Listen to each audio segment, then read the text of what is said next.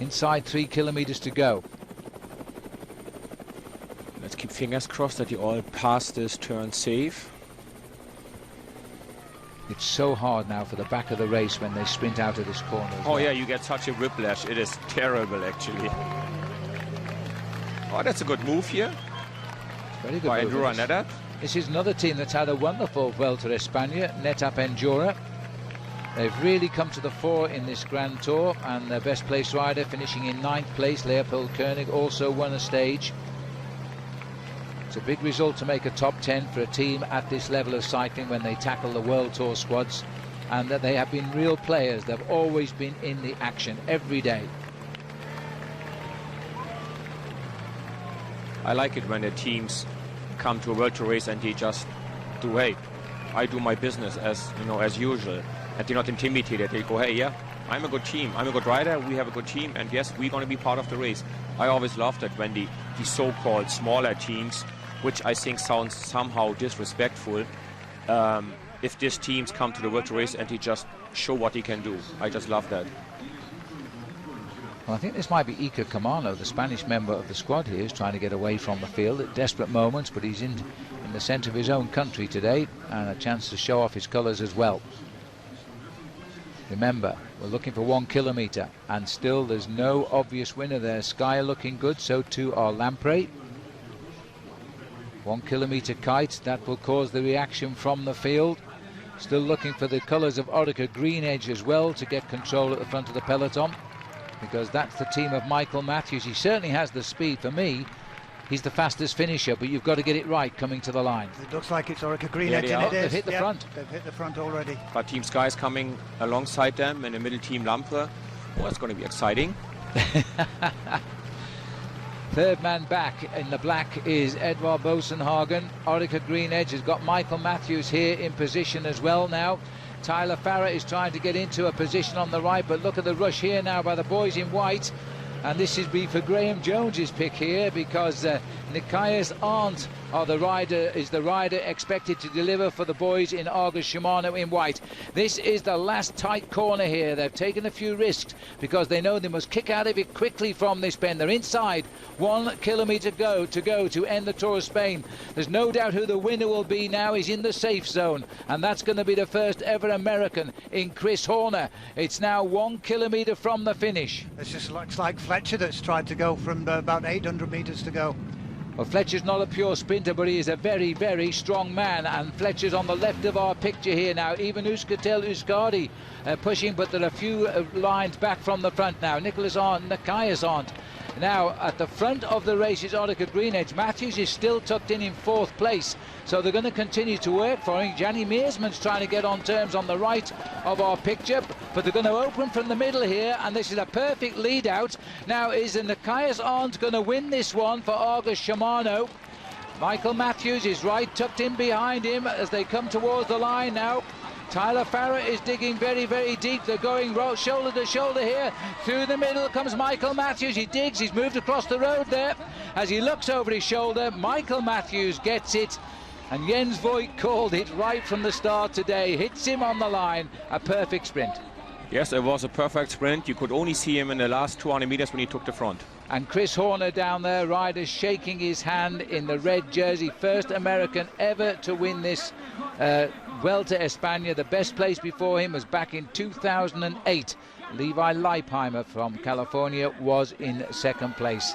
But Horner, not just the winner, but the oldest man ever to do so.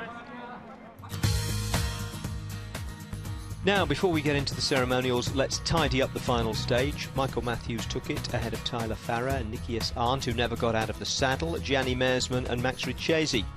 There was a small split back to the main field, 3 seconds, and that contained all the big names, including the biggest and reddest in race terms, Chris Horner. So Matthews bookends the sprint stages with his, Orica's and Australia's 2nd win of the race, and he was first man up in the traditional final day podium marathon. Nicolas Ede was already confirmed as the mountains winner. Alejandro Valverde claimed the Verde for the 2nd year running, and to general acclaim, Euskaltel, the only squad to finish with all 9 men, took the team prize in their last Grand Tour.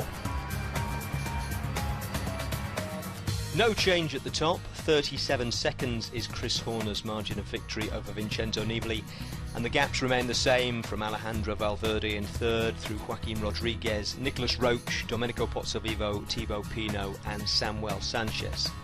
Time then to hear from the oldest Grand Tour winner in history. I guess the first question is this the end of something or the beginning of something? I think we're just in the middle of something. It's been a long something. I mean, I've been racing for 19 years professional. I've been amateur before that. I don't plan on leaving tomorrow or retiring or anything like that. So clearly I must be nearing somewhere near the end of my career. Is it 5 years from now or another 10? I don't know. But certainly I'll be around for next year. The legs are fantastic and the form is great. The head is in a beautiful place at the moment. It's very easy to stay motivated at my age, to know that with each training day, the efforts will really pay off, and beautiful victories are still to come. Those 19 years you've spoken about, they've covered some very difficult years in cycling. You've spoken in the past of never having seen doping, heard of doping. Just tell us about that. That people do, of course, ask the question. This is a clean and credible victory, you're telling us. That is, absolutely. It's been difficult times throughout my career, but it's been beautiful moments too. It's not. I can appreciate riding in the Gruppetto with friends of mine and going to the table with teammates of mine and going to the races with teammates of mine. I understand the difficult moments of the past. I've never talked about not knowing of its existence. I've never said that ever in my career. But I've still always loved the bike. I've always loved being on the bike. I think it's, when you look at my results, they're amazing results, and they've come at amazingly beautiful times in the sport of cycling. I wish everybody from the past, the future, and the present of cycling all the best and all my love. I have so much love for the sport and so much to give for the sport, and the sport has given me so much. So I'd like to continue those beautiful times for as long as I can. I know at some point in time the office job awaits me, but at this moment I have nothing but love for the sport, and I hope the fans really enjoyed everything that they've gotten to watch at this year's Vuelta. It's been an amazing 2013. Amazing is a word I think both Chris Horner's fans and the skeptics could agree on. He's certainly won one of the closest and most exciting Vueltas of recent years, from the opening team time trial through to the final sprint in Madrid. So Jens, you turn up on the final weekend and start picking stage winners. You could have saved us a lot of trouble if you'd turned up earlier. Well, then I think you'll get a checkbook out next year a little earlier and just try to get me here. Yeah, 100% record. Now, we dealt with Chris Horner's age and believability and all that last night, so I'm not going to revisit that. But apart from having the 42nd birthday party to end all 42nd birthday parties next month, I mean, what does he do now? You'd sort of think perfect time to retire, but he doesn't seem to want to retire. No, definitely. He doesn't want to retire. We talked throughout the season, and no, he doesn't feel like he's ready and willing to retire yet. And with a success like that, he might as well have another year to just enjoy it, you know. And I think also they have plans with him to go a little further this season. You know, apparently he's in brilliant form, so the team might try to use that a little longer. One thing we know for sure is that in the next Grand Tour, if he rides one, nobody will allow him to get away like Nibali and Rodriguez and Valverde did on stage 10 because they don't think he's a threat, because everyone will know he's a threat. Yeah, I guess the surprise factor has gone. I don't think he can use that card again. No, that's for sure. Even though next year he is 42 and a half, just like me, no, people still going to go, no, Chris, no, you're not going to play this card again. We're going to be on your wheel right away. So what about you? Your season's winding down after the team time trial at the World Championships. One more year, then you say you're going to retire. You keep saying you're going to retire, but the problem is nobody believes you. Well, I actually the other day I saw a documentary where they asked some other riders, teammates, other teams, and they said, no, we don't really think he's going to retire. But no, I do. Everything has to come to an end.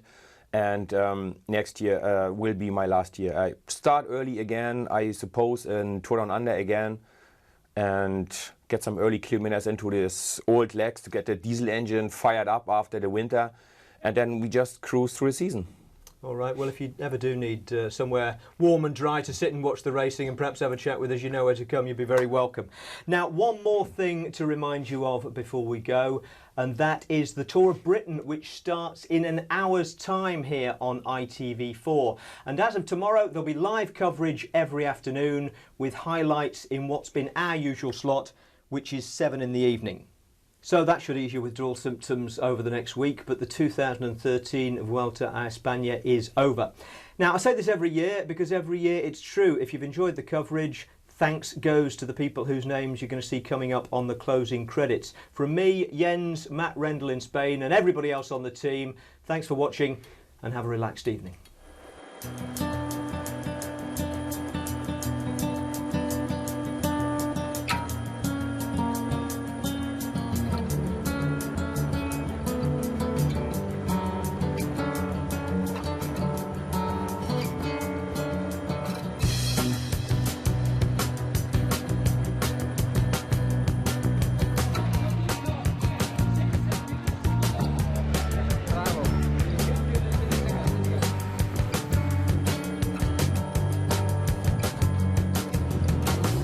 As you take my hand, just as you write my number down, just as the drinks arrive, just as they play your favorite songs, you're glad to disappear. No one